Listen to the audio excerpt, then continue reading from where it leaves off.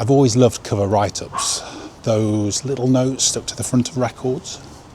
One of my favourite record stores, Piccadilly Records, has them, and I can say it's helped me buy a fair few records. But my favourite place for these write-ups is All Night Flight Records in Stockport. That's where I'm going today.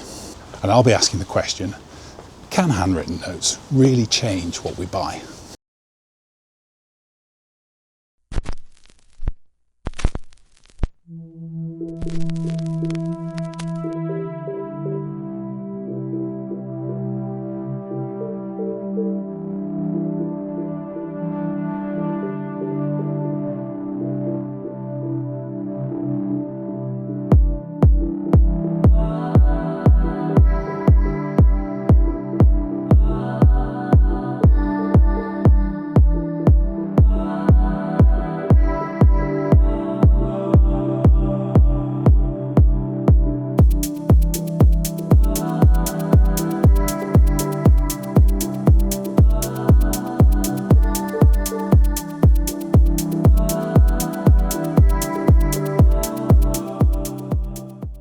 Fair to say that the notes are really important in this store, because unlike Piccadilly Records, I genuinely haven't heard of half the records in the store.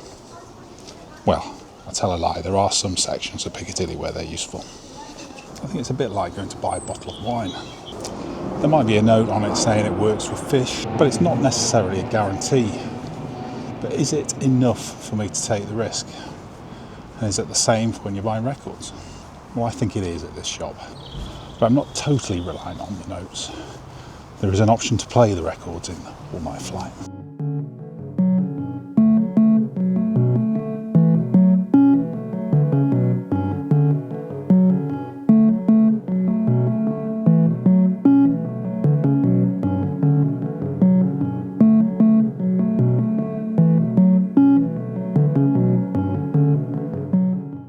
So what did I end up buying? This.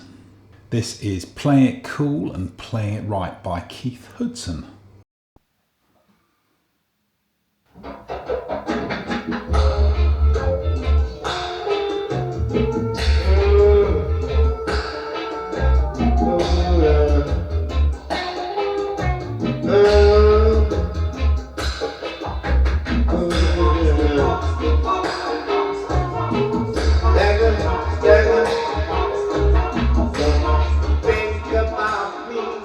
It's not a genre I usually listen into, to be completely honest, and I wasn't quite sure what I was getting into before I bought it. But the note on the front of the record, irrefutable masterpiece, was confident enough to allow me to trust it and at least make me curious enough to part with my cash and buy it. The note doesn't over-explain anything. It just says enough to say this is something important, and it absolutely is. On first listen, it's quite sparse, heavy, atmospheric, definitely not immediate in any way. And it's definitely pushed me to explore more dub reggae. And while I was in the shop, I had a good old chat with Dean, who runs a store with the owner, Tom. And what Dean was telling me is this shared language helps pull together different types of customers. So someone into ambient music might recognise the terms on the notes in a dance section, and then they'll get drawn into that genre. And I don't think there's any claim about trying to be objective on these notes. It's just they're there to try and be useful in a way. And then over time, they will reflect the tastes of Tom and Dean and the shop ethos, and customers learn to trust them. And the fact that they're handwritten in some ways gives a bit of accountability to them in a way. Someone's gone to the effort of writing it, and to be honest, I kind of trust them more because they're handwritten. If they were printed, maybe that would be different.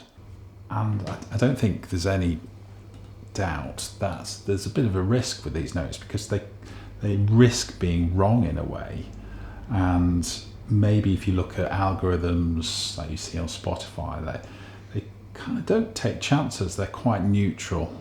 Whereas these notes, they may be way off what you think, which I quite like. Yeah, algorithms, they almost in a way, they're trained not to be offensive, where these notes that are written on the records, they probably risk being wrong. I find the notes in this shop genuinely helpful, and to be honest, I'd be completely lost without them. But my final question for you is, would you rather discover music through somebody's handwriting, or would you prefer an algorithm? So I'd really recommend you getting down to All Night Flight Records, and if you can't, head over to their brilliant website, which is in the show notes below.